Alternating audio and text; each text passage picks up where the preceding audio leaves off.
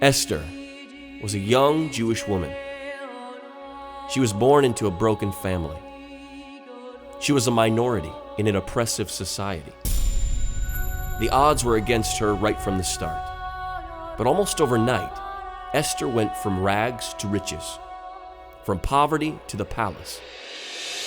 And she became the wife of King Xerxes I, making her one of the most powerful women in history. Irony seems to fill the pages of the book of Esther. Just as Persia has unknowingly crowned a Jewish queen, the king's vizier, a man named Haman, is plotting a diabolical scheme to exterminate the Jewish race through a bloody massacre.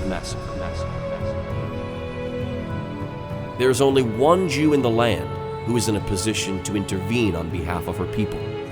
It's Esther. But it seems as though the pleasures of the palace had begun to intoxicate her. She begins to struggle with what course of action to take.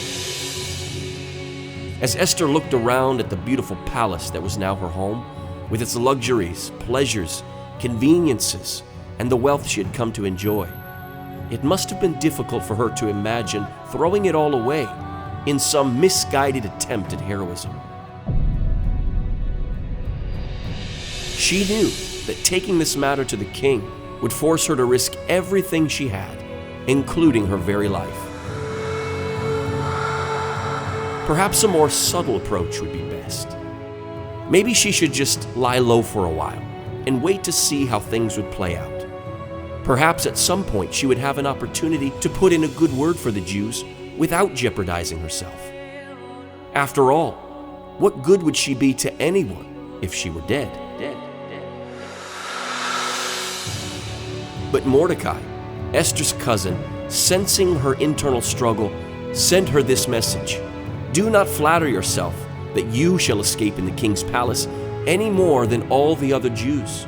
For if you keep silent at this time, relief and deliverance will arise for the Jews from elsewhere.